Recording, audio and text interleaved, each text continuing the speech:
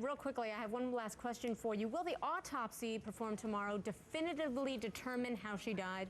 Can't say that for sure. There is a possibility that we are left with no answer whatsoever. As part of that autopsy, they are going to probably examine the blood, looking for any substances that may have been in the blood possibly causing this. They will likely look at the heart and the lungs. Common things being common, most likely you're going to find some clues there, obviously looking at the entire body as well. All right, Doctor. Well, here's somebody who would know, Mark Steines from Entertainment Tonight. He recently sat down with Smith for an exclusive interview, and he joins me on the phone now. Mark, thank you so much for being with us. I know this is probably tough for you to hear, too, because you were with her so recently. Yeah, when we left that interview in the Bahamas on Tuesday evening, Nicole was pretty spent. She was very emotionally drained. We went through a conversation about Daniel, and she told me about the nightmares that she continued to have about him and his loneliness in his afterlife, and it really drained her. Howard continued to talk with us here at ET. He told us that she never really recovered from that. In fact, she had some flu symptoms and some fever, and they made the trip feeling. Anna said she felt well enough to make the trip, but as she got to Florida, Howard told us that she started to feel even more of the flu-ish symptoms and a high fever.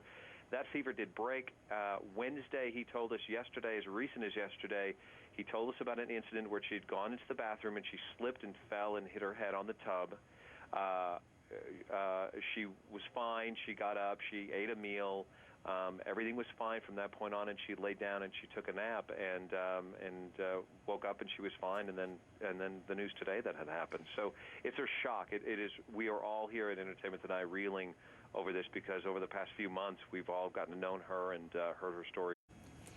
As you can imagine, right now, police are piecing together evidence, trying to find out how Anna Nicole died. Now, for the very latest on the investigation into her death and also the sudden death of her son, which is still ongoing, we want to turn to law enforcement analyst Mike Brooks. So, Mike, based on what you know, is it possible that they're going to be looking at foul play, since it seems like another authority has been called in? Is that for that reason, or is that because this was on an Indian reservation? Well, usually, if it's on an Indian reservation, Chrissy, the FBI will get involved. But I spoke with the FBI just before he came on the air, and the FBI is not getting involved in this. Now, they've asked the Broward County Sheriff's Office, that's the county within that Seminole is in, they are doing the crime scene investigation right now, and they're going to assist the Seminole police because they have more resources, if you will, with this investigation, because it is a death investigation. They're going to decide, you know, what they're going to try to find out whether or not it was a homicide, a suicide, whether it was accidental, or if she died of natural causes.